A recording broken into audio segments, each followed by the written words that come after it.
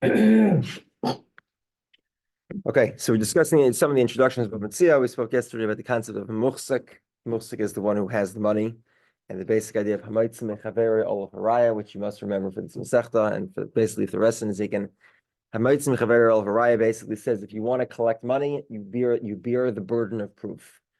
Now we spoke about a number of different ways when you have a debate, how you would divide the dispute. So, for example, we explained that I think there were 5 different ways. The basic resolution to any dispute is hamaytz mechaber ol haraya. The one who wants to take away money bears the burden of proof. Now, obviously, not in every situation is he taking away money. There are 4 other ways to divide up a debate. Number 1 is to split it, right? That's what we saw in the first mission of the parak. Yachleiku, split it. Another one which we saw yesterday was Yehemunach Hachiyav Elio, which is that we penalize both of them and nobody gets it. We lock in the safe until Elijah the prophet comes and tells us who belongs.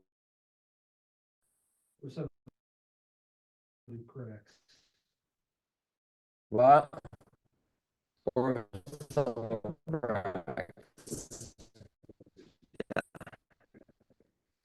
yeah.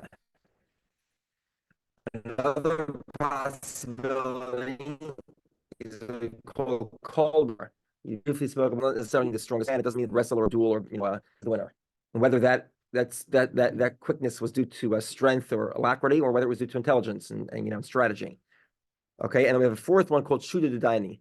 Shuda Daini, we said, is usually used in fine situations. So, for example, like the example we spoke about, we had in the Gemara in Subas, a guy promised all his assets to Tuvia. The problem is his 2 best friends were both names were Tuvia. So in this case, this would be it's like a sentencing hearing. Where like all the character witnesses get up and talk. So the judge would hold such a hearing, and each of them would try to prove that they're the closer friend. And then the judge would decide which one seems to make more sense. That's called Shuda Daini, the evaluation of the judges. Okay. Another introduction we're about to make is to go through the concept of Shavua. There is a Shavua d'Oraisa and a Shavua d'Rabbanan, a biblical Shavua and a rabbinical Shavua. A Shavua d'Oraisa is typically one of 2, really one of 3. The most classical example we spoke about, and we'll probably talk about the most in this Masechta, is what we call a Shavuos Ma'adim V'Miktzas. We spoke about it yesterday. We spoke about it toward the end of Kamma twice. What is a Shavuos Ma'adim V'Miktzas? An admission of half. Very simply, I said Eric owes me $100. Eric says, no, I only owe you 50. I don't even know that much. What? That is an example of Shavuos Ma'adim V'Miktzas. You admit half, and again, we'll talk about more about Shavuos Ma'adim V'Miktzas today. It's a classical example of a Shavua d'Oraisa, a biblical Shavua. Today, we do not make a Shavua d'Oraisa, nor do we allow anyone to make a Shavua d'Oraisa. We will not allow you to make it, and therefore you'll have to settle the case by compromise. Another example, Shavua d'Oraisa, which also comes up very often by Metzia, is Shvuas Shomrim. Very simple. Watchman, where's my item? It was stolen. He was an unpaid watchman. It was stolen. Make a Shvua. The guy agrees. A watchman who's trying to exempt himself must make a Shavua d'Oraisa. The 3rd classical example is a Shavuos Eid Echad, which we'll also discuss today. A single witness, according to Torah law, 2 witnesses are necessary for all monetary law or laws potentially involving sexual conduct. And that sexual conduct here means sexual misconduct and normal sexual conduct, like things that would relate to it, like marriage, divorce, etc. And so we call it Dover Sheba Ereva or Dover Sheba Momen. Dover Sheba Ereva means something that revolves around sexual conduct, and Dover Sheba Momen involves something that revolves around monetary conditions. A single witness is not sufficient. However, a single witness could invoke the requirement for a biblical Shavua. Those are the 3 classical instances of Shavua d'Oraisa. There's another law about Shavua, which is called Gilgul Shavua, which we spoke about in Bava Kamma a few times. We'll get to it again either today or tomorrow. Gilgul Shavua is basically like this. And we spoke about it in Saita also. Saita is the prime example. What is a Saita? Saita is a suspicion that, let's say on Tuesday, January 10th, this woman was in seclusion with another man. And we're concerned that there was an adulterous relationship, there's sexual misconduct. It wasn't just that they were secluded and drinking coffee together, but it was worse than drinking coffee. So as part of the Sota process, she makes an oath. But the oath is not just that on Tuesday, January 15th, she did not compromise her mores. The oath is also that she never compromised her mores, ever. Not when she was, not before, not during the period of Erison, not at any point of the marriage. This is what's called a Gilgal Shavua. Once you have a requirement to make a Shavua, so then Gilgal means to roll. Galgal is rolling. So over here, once you have a Shavua, it's like a snowball effect. You roll it on. What this means is that if there's any suspicion anywhere, then you have a right to require to make the guy make a Shavua. Meaning, so in our examples, I tell Eric he owes me $100. Eric says I only owe you 50. Eric has to make an oath. So say you make an oath. I'd like you to make an oath that you weren't the guy that totaled my car 2 weeks ago. True story, by the way, right? That wasn't you though. Wasn't you. So you'd have to make an oath. And you'd have to make an oath that you weren't the guy that dug the hole that looks like it was a mole hole, but maybe it was a person. So I'll make you make an oath on that too. And I'll make you make an oath that the strawberries that disappeared from my front porch 2 weeks ago wasn't you either. And also that, and also that, and also that, etc. Anything. You know that I wasn't one who dug the hole where I stuffed the strawberries, where the car got wrecked in it and smushed them. Correct. All of that, individually and together, everything. That concept is called Gilgal Shavua. And that's what they do when they indict somebody today.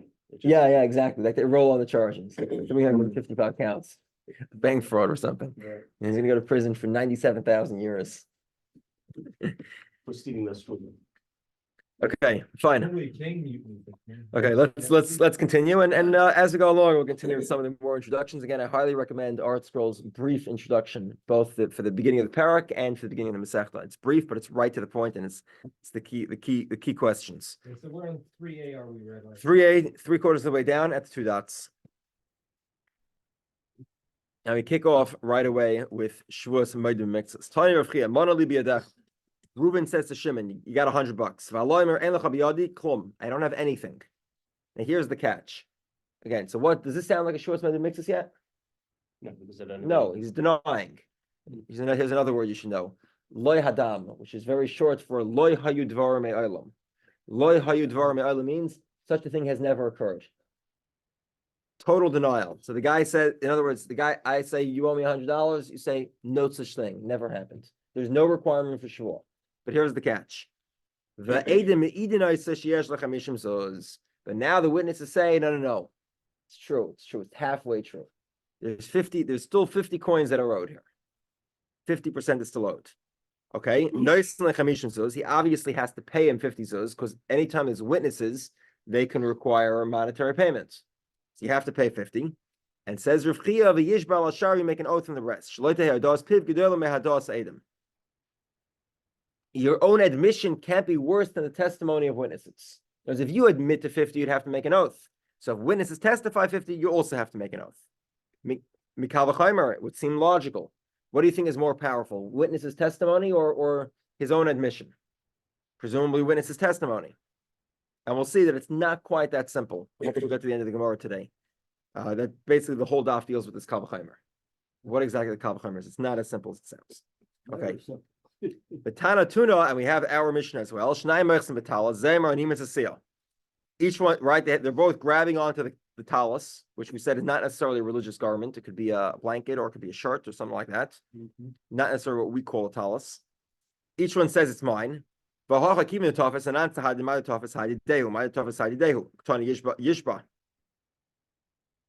over here, each one is pulling half the cloak. Presumably, the half that he's pulling is his. And yet we still require an oath. Clearly, this is because if the fact that he's holding half testifies that he owns half, and which is no different than witness's testimony, and he still has to make an oath. I will discuss this again in more detail shortly. Okay.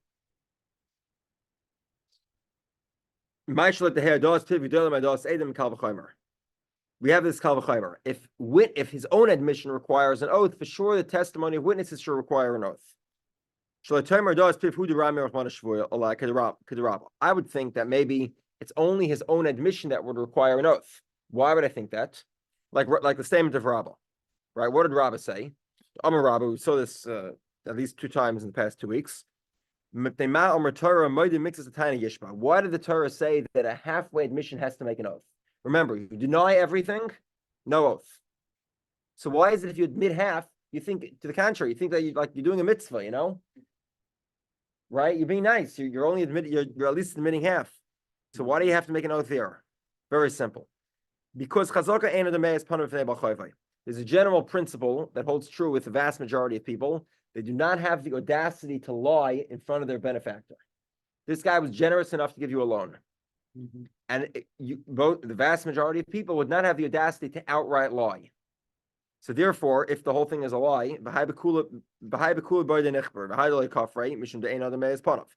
he would deny the whole thing if he was looking to escape payment, but he can't because he doesn't have that audacity, he doesn't have that chutzpah to lie to the face of the guy who was nice enough to give him a loan. Top of 3b. Okay, fine. So then what? Then he should admit the whole thing, right? If he doesn't have the audacity to lie, then he won't be able to lie. He'll admit that he owes him the full amount of money, but he doesn't have the money. So what's he going to do? It's a strategy to delay the full repayment. When I get money, I'll pay him back. But so the Torah says, require him to make an oath so that he admits to paying the whole thing.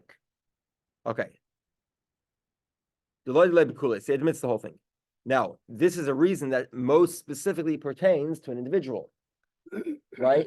Not to witnesses. Where the individual admits, right? There we say that he should make an oath. Why? Because he's really fudging. That's what he's doing. But where he denies the whole thing and witnesses testify it's half, so he's not doing any fudging. He's just a straight liar. So then maybe you shouldn't have to make an oath. So therefore, I would think that maybe when witnesses testify you owe half, you should not need to make an oath because you don't have this fudging. Clearly, the guy's he's a straight liar, and in general, the Torah does not require an oath for a straight liar. Sometimes the Torah does, like Shavuos HaShomer. Shavuos HaShomer is a straight liar. The guy says it was stolen, and either it was or it wasn't stolen, right? Either he's saying the truth, in which case, or he's a complete liar. Shavuos Metzia is unique. It's not an oath for what we consider to be a straight liar. It's an oath for somebody who's fudging the numbers. He's cooking the books, as they say in English. He's trying delaying strategy. He's trying to wait till he has time to pay. So, but by witnesses where he's totally lying, maybe there's no requirement for an oath. Okay, so that's how we have this Kal V'chaimer. What is the Kal V'chaimer? This is the, it's a little challenging Gemara. Okay. My Kal V'chaimer. His own mouth. Right? If you cannot admit that somebody else owes you money, obviously, right? I can't admit that you owe me money. It's worthless. If I'm demanding money from you, and you have no obligation to listen to me, no obligation to pay. So, but if me and somebody else are witnesses that you owe money to somebody else, then obviously that works.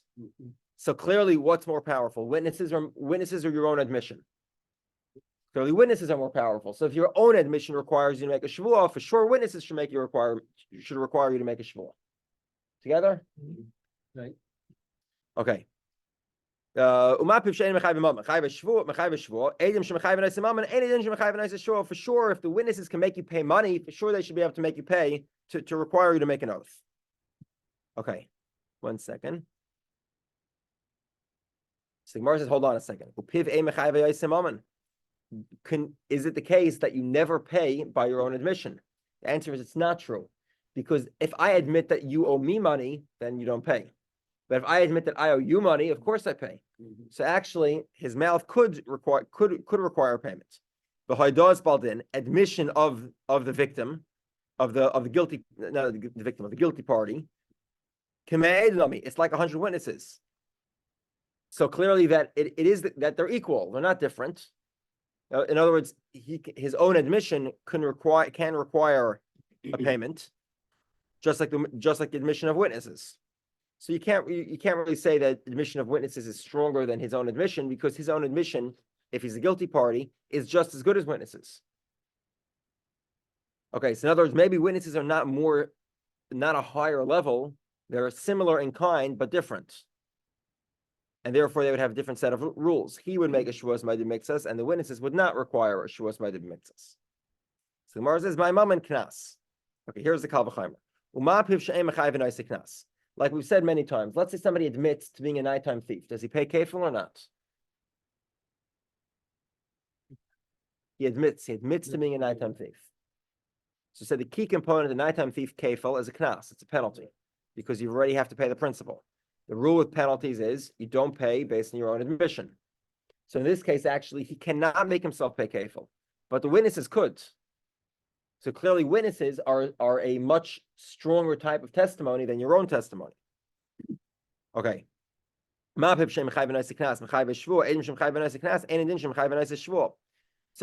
So if he cannot make himself pay a penalty, but he could make himself make a vow, the witnesses that could make him pay a penalty for sure should be able to make him make a vow. We together? Try again? No. Okay. Okay, so the Gemara says not quite, obviously, right? We're going back and forth here. Okay, malapiv shkem mechayve korban. Timer be'edim she'em mechayve noise korban. Okay, here we go. Let's go back to Shavuos HaShomrim, right? A guy says, a guy was a free watchman.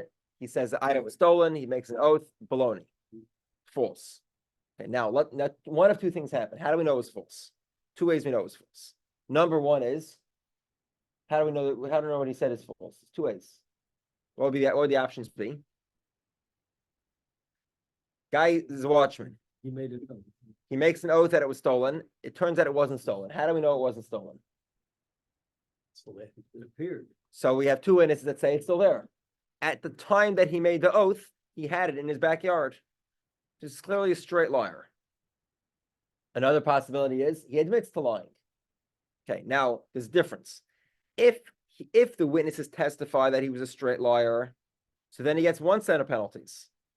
And that would be if he claimed it was stolen and he's the thief, he would pay kefil.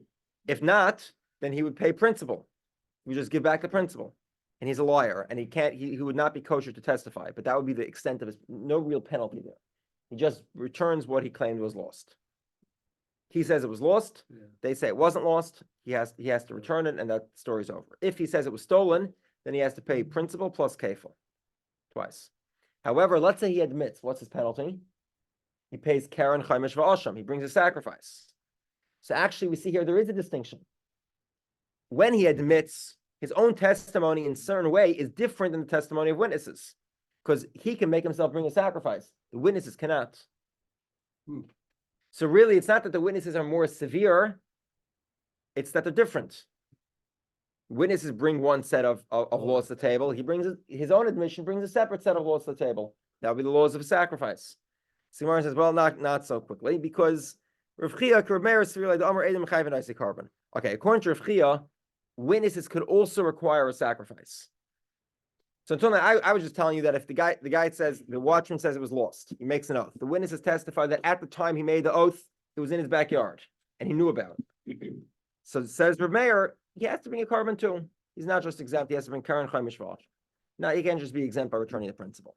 Okay, so clearly, then they are the same, right? And not only are they the same, actually, witness testimony is much stronger than your own admission.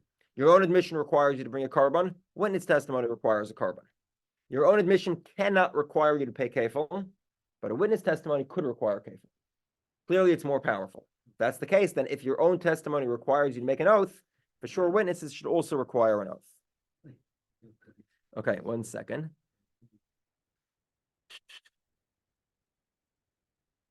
Okay, the time we learned, two people say you ate chalev. Chalev is forbidden fats. He says I didn't eat. Rav Meir says you have to bring a sacrifice, and the rabbis say you're exempt. Rav Meir says 1 second.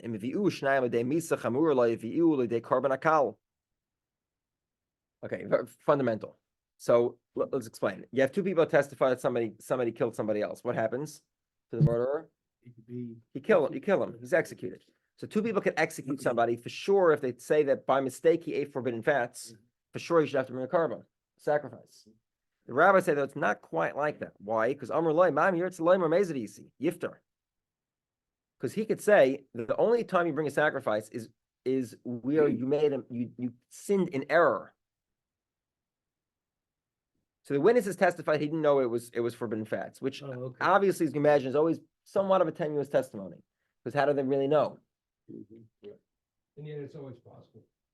Yeah, it could be there's some extreme cases or something, but regardless, the victim could always say, I actually knew what was going on, and I knew I was sinning. If you know that you were sinning, you don't bring a sacrifice. So according to the rabbis, witnesses cannot force you to bring a sacrifice, only your own admission. Okay, regardless, we have no Kal V'chomer anymore. One second. No, I'm sorry, we do have a Kal V'chomer. According to Rabbi Meir, witnesses require a sacrifice. They could also make you pay a penalty. Your own testimony could require you to bring a sacrifice, but it cannot require you to pay a penalty. So therefore, if your own testimony obligates you in an oath, for sure the testimony of the witnesses should also obligate you for an oath. Yeah? Okay. Okay, so well, there's a difference here. Your own admission could require to bring a different type of sin offering called an asham. So Gemara says asham, hainu carbon, it's the same thing. Asham is just one type of carbon, and witnesses, even if witnesses can't force you to bring one type of carbon, they can force you to bring other types of sacrifices. Carbonis. Okay, when you bring a sacrifice, you have to pay keren, chaimish, vasham. Keren is principal, chaimish is a fifth, plus sacrifice. Witnesses can't force you to pay can't force you to pay the fifth. So Gemara says no, they could. Like Asher, we were like they pay. Not only can witnesses force you to bring a sacrifice as an atonement, they can also force you to pay a fifth. As we're trying to say that you can, your own admission makes you pay a fifth. Witnesses can't. The answer is no. According to Meir, they both could. Okay, so the Gemara says, okay, well, maybe there's a different response to this Kal V'chomer. This is very interesting. You have two witnesses, right? Two witnesses come and testify. They say that Jules owes Eric money, right? Okay, now what happened is one of two things happened. Either another set of witnesses came and they said, it's not true. It's not true. At the time that you claim to be there, we were there too, and they never borrowed money from each other. It's a contradictory testimony. In other words, on January 3rd, there's debates. According to Reuven and Shimon, Eric borrows from Jules in Kesser $100. And according to Levi and Yehudah, never happened. They were there at the same time. They saw the same event. They had a conversation, and then they continued onward. It's a contradiction. What happened? What's the rule in this case? Nothing happens. Right? Nothing happens. Jules doesn't have to pay Eric. Wasn't there something about witnesses coming later? Oh, so we'll get to that. The other possibility is where instead Reuven and Shimon say that you borrowed money. But now Levi and Yehudah come and say, and by the way, of course, Reuven and Shimon are not brothers in this scenario, otherwise brothers are not kosher for testimony. Okay, so Levi and Yehudah come and say that Reuven and Shimon couldn't testify because at the time they claimed to have been present, they were in some distant country. So they couldn't. That is called hazama. In this case, the witnesses suffer a penalty. Whatever they try to testify about happens to them. So they try to kill a murderer, they get killed. They try to make somebody else pay, they have to pay. That was the first set of witnesses. The first set of witnesses turned out not to have been present at the time they claimed to be present, as attested to by a separate set of witnesses. So they're the ones that suffer the consequence, right? Exactly. So there's contradictory witnesses. It's called akasha, and it's called hazama. These are false witnesses. And the way you call them false is by undermining their testimony, saying they could not have been present when they claimed to testify. Okay, now in either scenario, what's the law? Does Jules have to pay Eric? Of course not. Of course he does. Now hold on. Here we go. Now here's a different scenario. Let's say I admit to having borrowed money from you on January 3rd. Yeah. I admit that I borrowed $100 from you. And now two witnesses and say, it's not true. You never met Eric on January 3rd. We know because we were detectives, investigators watching his house, or we know because you were with us in Israel. Okay. Or they directly, either scenario, so either they undermine my presence or they contradict what happens. What's the law? Do I have to pay Eric? The answer is of course. Of course, because your own admission, nobody cares whether it's true or not. It doesn't make a difference. If I admit to have borrowing the money, it doesn't make a difference what actually happened in fact. It's totally irrelevant. So here's a very interesting point. Even though witnesses are the strongest testimony possible, there's limitations. If you negate them by hazama or hakasha, falsifying them or contradicting them, then the case is over. And they might even get punished in the case of falsifying, hazama. However, my own testimony can never be falsified. Because even if it is false, my own admission is stronger in a certain sense than witnesses. I'd have to pay even if what I said was demonstrably untrue. So in this case, actually, you can't say that witnesses are stronger than the testimony of a single witness of your own admission, because your own admission in some ways is stronger than the testimony of witnesses. Okay. You cannot falsify or contradict a person's own admission, the guilty party's admission.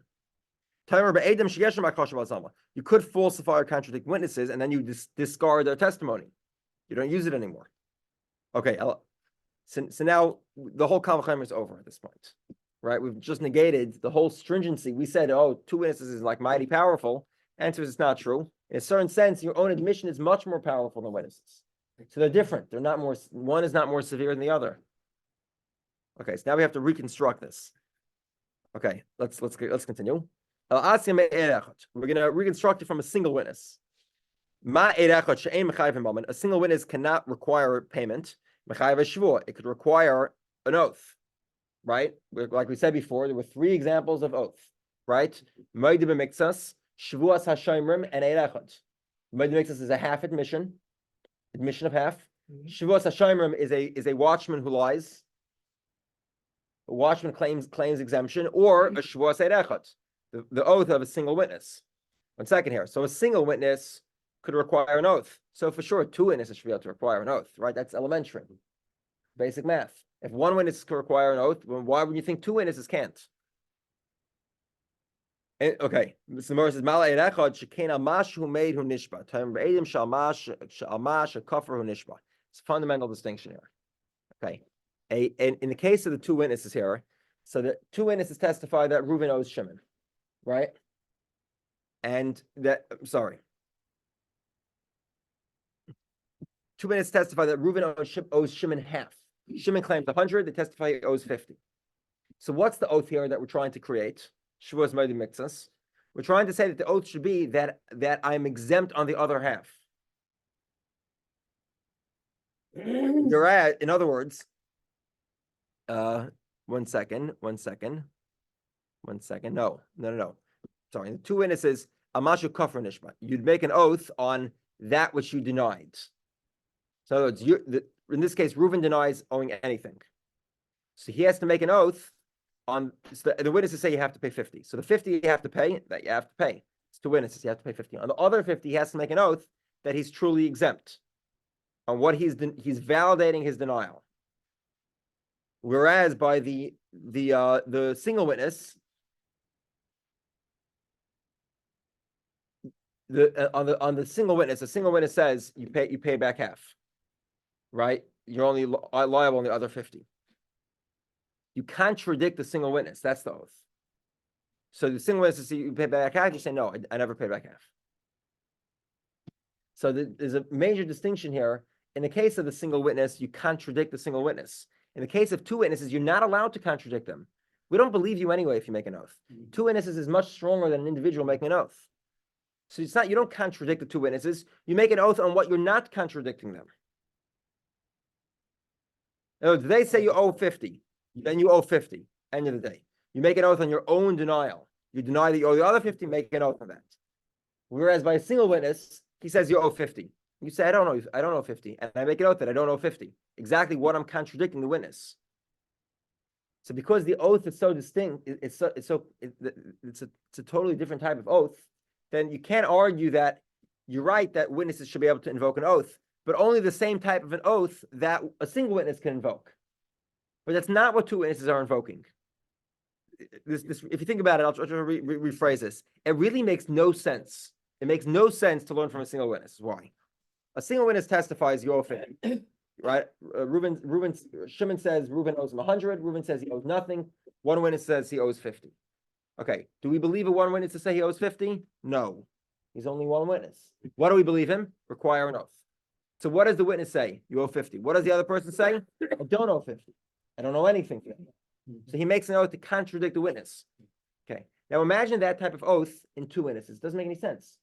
Two witnesses are always believed. You can't contradict the witness by making an oath, but two witnesses by making an oath against them. So the true oath we want to make here is the oath of a single person, of the guilty party's own admission, which is totally distinct from that of a single witness. They're not comparable. Together? Okay. El Omer Papa. So Papa says, we learn it out of Gilgul Shvua of a single witness. Okay, because like this is the real catch here. The truth, while it is true that when you make an oath because of a single witness, you directly contradict him, but then we have the Gilgul game, right? You make him make an oath on everything. So it's true that the first oath is an oath to contradict him. The single witness says you owe 50. And the guy says, no, I don't owe 50. I don't know anything for that matter. So the first oath you make is that you don't owe the 50 that he claims you owe. And it doesn't make any sense to make two witnesses make that oath, because they're not believed. How could you contradict two witnesses with an oath? It doesn't work. But then you can make other oaths. Like you can make him make an oath about the other 50. The other 50 that he denies, he says he doesn't know. You can make him make an oath about that. And that would be the same oath that two witnesses would be invoking. You follow? In other words, the first oath directly contradicts the witness. That doesn't make any sense. But any other oath does not directly contradict the witness. It's any random thing that happens, right? It's the story of who stole my strawberries. It can be any oath. It's not. The single witness is not testifying about the strawberries. He has no clue what happened to the strawberries. So this would be something where two witnesses could be learned from. Okay. 1 second.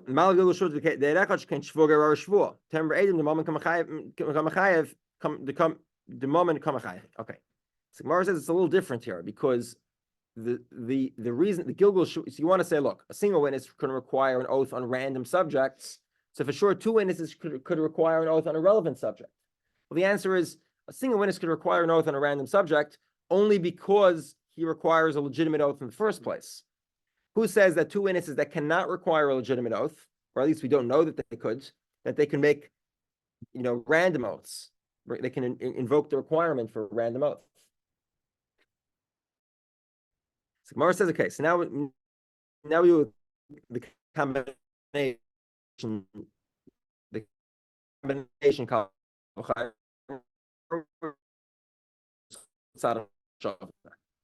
okay, the fact that two witnesses could require a shvua is learned from a combination of both a single witness, a gilgul shvua, and your own admission. Shvuas might be mixes, admission of half.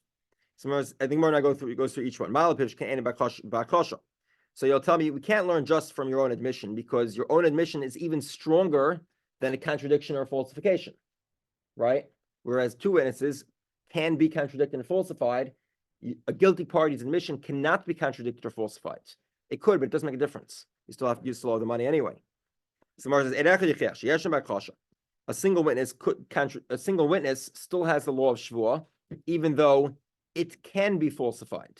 If you falsify a single witness, you don't have to make an oath.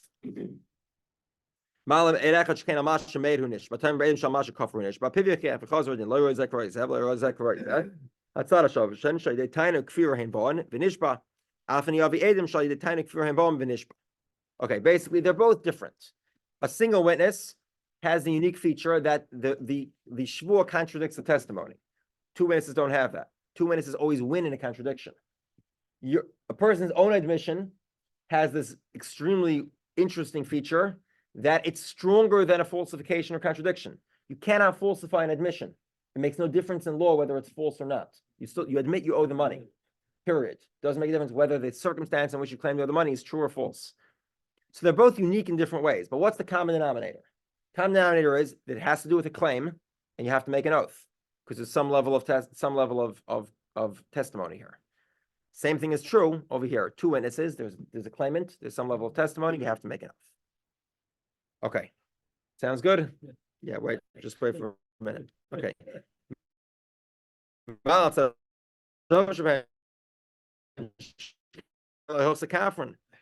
Very interesting here. When the guy says, Shimon says to Reuben, you owe me $100. Reuben says, I don't owe you anything. Okay, now Shimon brings in two witnesses that says he owes 50. What do we know about Reuben? He's a liar, Oh, right? Fair enough? he brought in two witnesses. Because he brought two witnesses. He says he didn't owe, he owes nothing. Two witnesses say he owes 50. He's a liar. Now, let's go to the other scenarios. If the guy admits to owing half, is he a liar? No. Maybe he's saying it's true. Maybe he's not. I don't Doesn't know. matter, yeah. We have no clue whether a single witness contradicts somebody. He makes an oath. Is he a liar? I don't know. Maybe yeah, maybe not. He's not for sure a liar. This is a unique feature. Two witnesses, guys for sure declared a liar. So what does it even help to make an oath? Guy's a liar. Like you're making we know the guy's a liar. He's a registered liar because he said he doesn't owe anything, and two witnesses say he does owe something. So he's a liar. So why are you making him make an oath? We know he's lying anyway. Fair enough. Okay. However, it's not quite that simple, of course, obviously, because there's difference. There's different tiers of lying. And this is something that's true, right? The whole concept that you make somebody make an oath, right? Perjury. Like, so in America, what is perjury? The idea of testifying in court is if you're lying, you're going to get a penalty. Because to lie outside court is not a crime. You don't, right? You could lie, everyone could lie. But to lie in court, now you're going to get thrown in prison for 3 months. So we have a similar idea. If you make it regular lying, it's a bad thing, don't do it. But it's not so severe. Lying under oath, there's severe penalties. And you remember, if you remember what we learned about in Dharma, we'll get to it again in Shavuos, severe penalties for lying under oath. It's invoking God's name in vain. One of the violation of one of the Aseres Adibros. Atzisa Shem Hashav. Okay. Now, in our tier of liars, there's different level liars. People who lie under oath are the worst. But people who lie about a claim are not as bad. And those people could still be trustworthy under oath. Just like we have different tiers of truth telling, right? In other words, the casual conversation offers the smallest guarantee of truth, right? A power of attorney, a little higher. And then you have perjury, right? That's like a much more stringent standard. Even if we have a guy that on the street is a known liar, it doesn't mean that he'd risk a jail sentence by lying in front of court. So therefore, even though we know this guy is a street liar, how do we know? Because he said he doesn't owe money. And a witness came in and says he does owe money. So he's clearly a street liar. Maybe he's even an in-court liar. But he's not a guy to lie under oath. So even though it's true that the guy's a liar, but he's not one to lie under oath, so therefore it is legitimate to make him make an oath. Together? Okay, so let's finish up here. We know he's a liar. So the Gemara says, is he a certified liar? A guy who lies about a loan is still kosher for testimony. Meaning he's not a high-level liar. He's a street liar. Right? He's not, you could still trust him somewhat, at least if he's talking in court under witness, under official proceedings, he's, then he'll say the truth. So therefore, this doesn't undermine the tzad hashava. Okay, so the Gemara says, okay, so the final point here is a minor point. We'll just go through it quickly, which is that hazama, falsification that carries the penalty of doing what you wanted to do to the other person, is only true by witnesses. It's not true of a single of your own admission, obviously, and neither is it true of a single witness. Okay, so in a certain sense, this shows that two witnesses are in a different category. So Gemara says, yeah, well, it doesn't really prove that much. He argues that that's not such a strong argument. Okay, it's a good point to leave off here. So what we're leaving off is we'll have to conclude. Again, we have two witnesses that say you owe half. The claimant denies it. I'm sorry, is the defendant. The defendant denies it. The witnesses say he owes half. You make the shvuah according to Rav Chia. And supposedly our Mishnah proves the point.